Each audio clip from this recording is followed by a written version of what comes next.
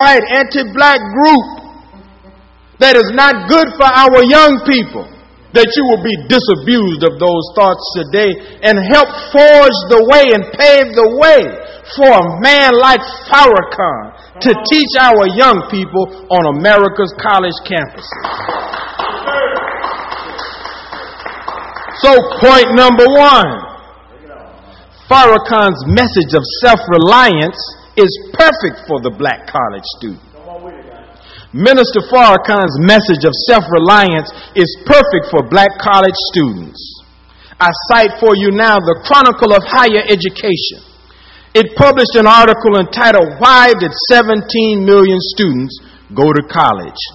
In this article, it documented all of the Americans with high-level education degrees that are either not working in their field or not working at all.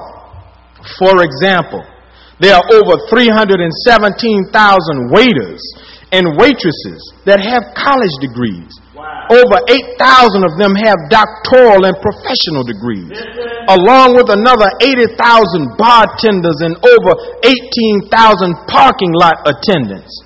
All total, some 17 million Americans are with college degrees. They are doing jobs that, according to the Bureau of Labor Statistics, that require less than the skill level of a bachelor's degree. The article even cited that there are at least 5,057 PhDs who are working as janitors. The Honorable Minister Louis Farrakhan's message is a definite antidote to this problem of students going to school and seeking just to get a good job. Minister Farrakhan has long taught what is a staple of Nation of Islam teachings, that black students should get an education to go into business, become entrepreneurs, and employ our own people. Jews do this all the time, and they are successful.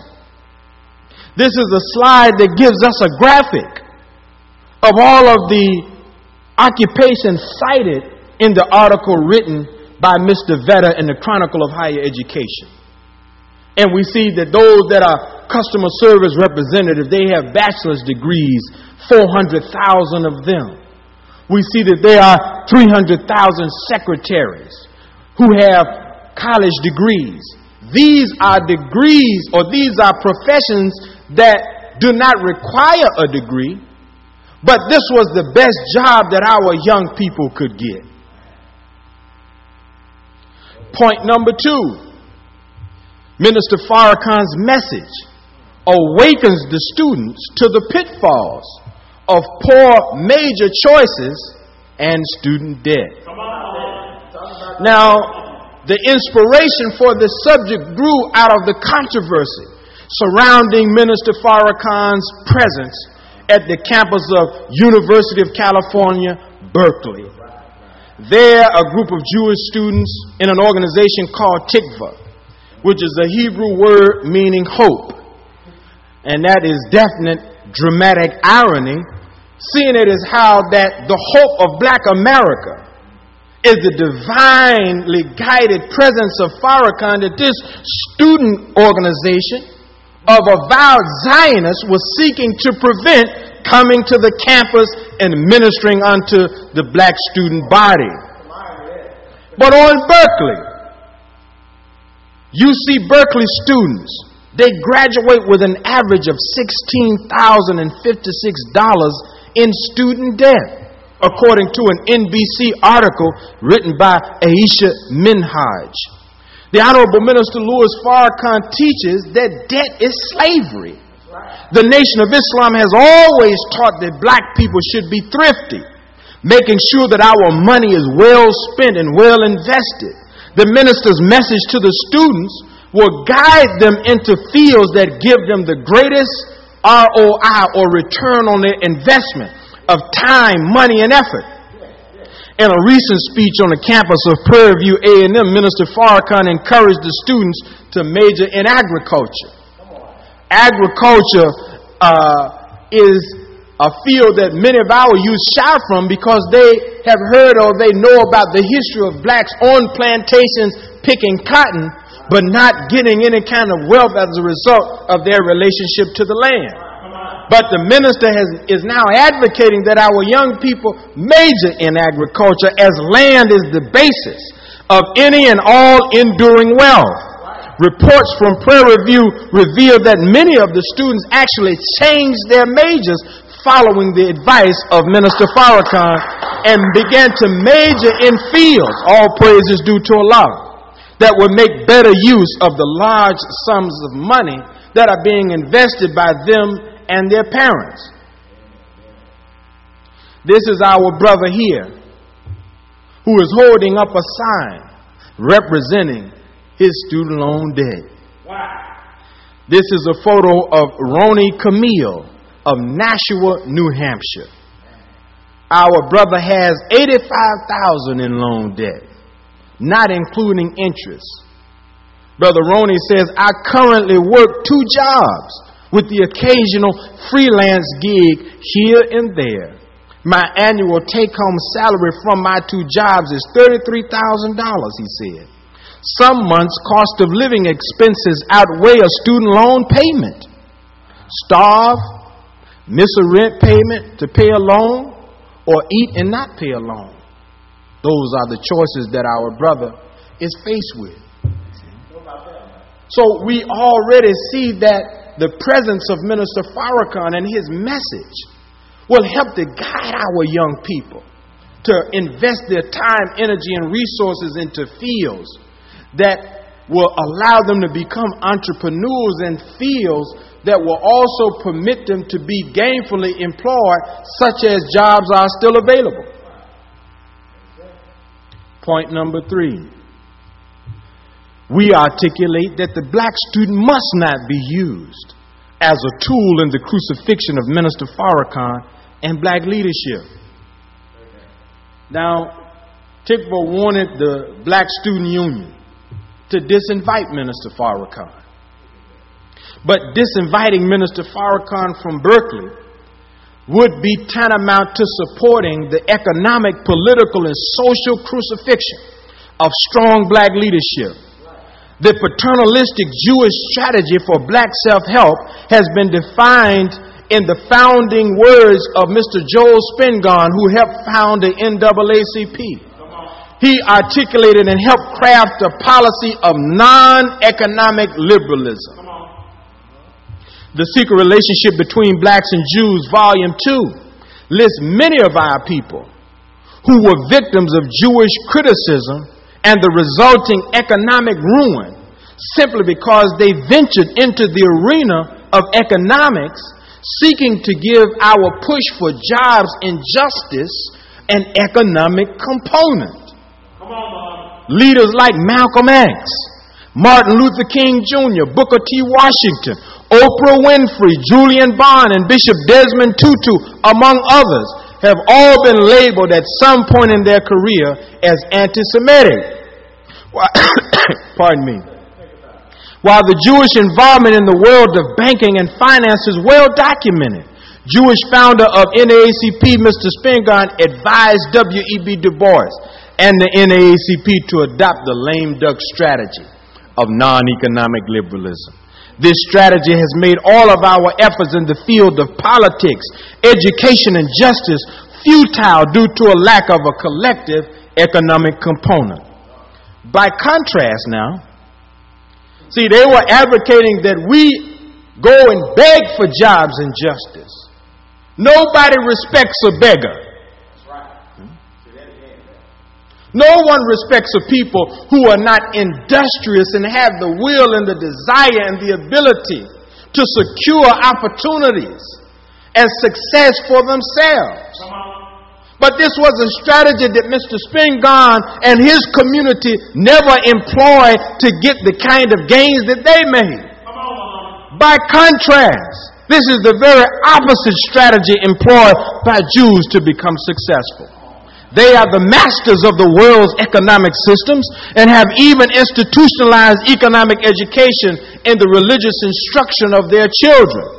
The legendary Rothschild sons first learned about banking in their Talmudic studies, in their schools, or in their classes in the synagogues.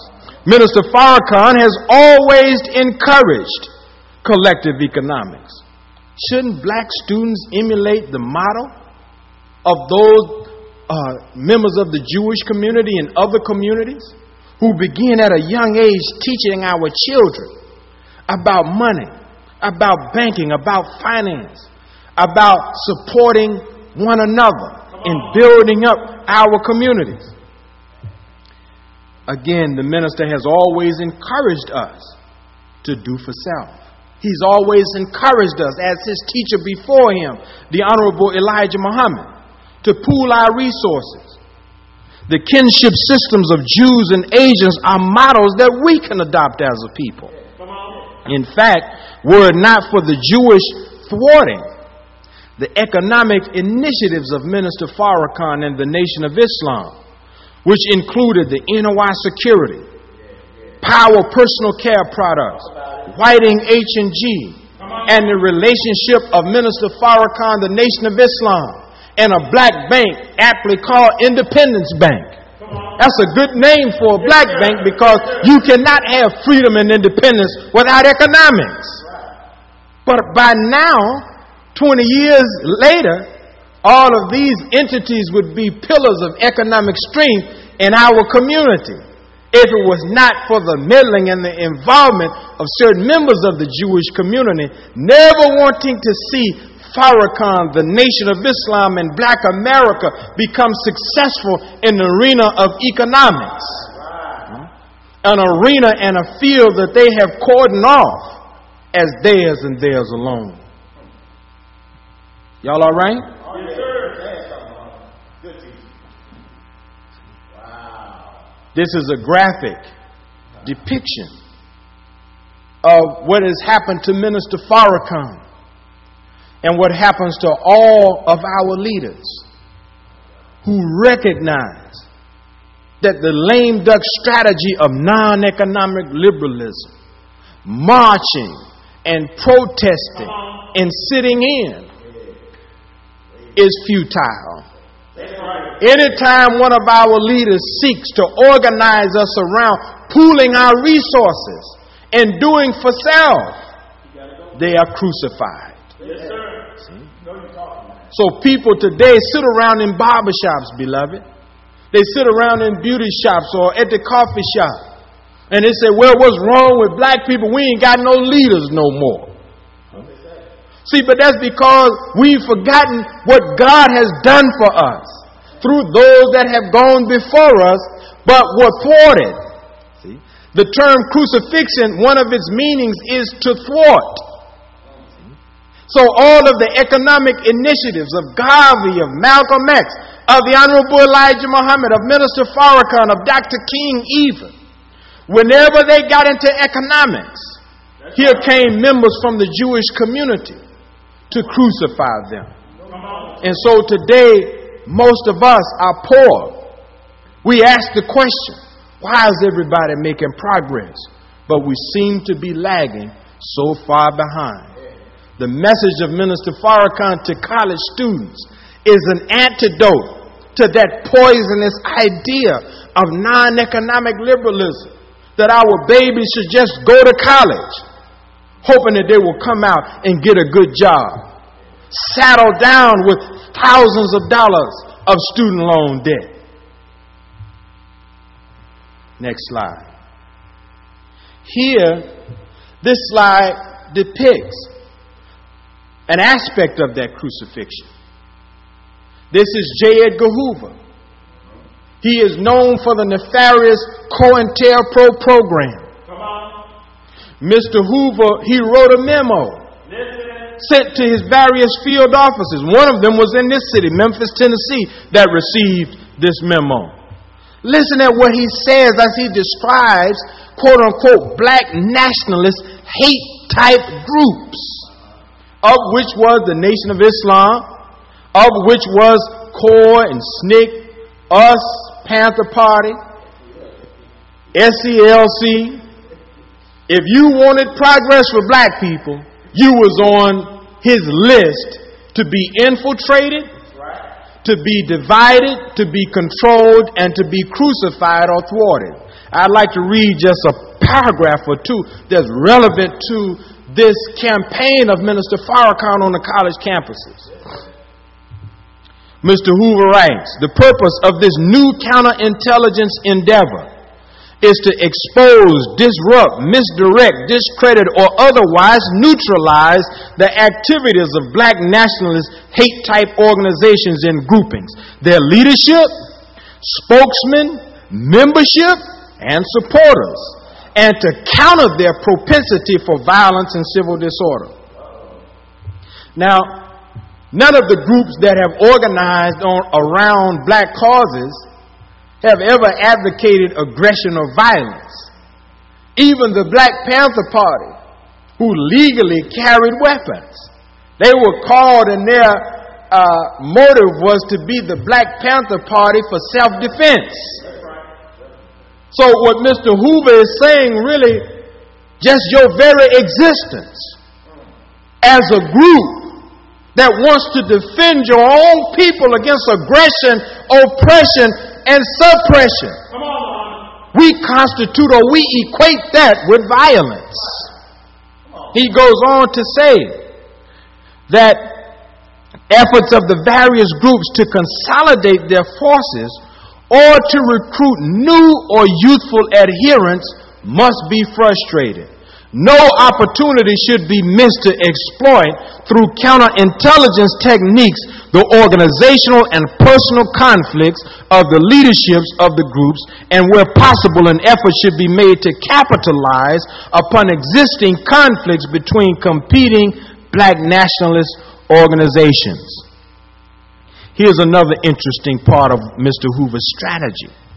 He said, when an opportunity is apparent to disrupt or neutralize black nationalist hate-type organizations through the cooperation of established local news media contacts or through such contact with sources available to the seat of government, in every instance, careful attention must be given to the proposal to ensure the targeted group is disrupted, ridiculed, discredited, through the publicity and not merely publicized. Wow. So we go back to where we started with the 95 million man march. Come on, see? Right on time.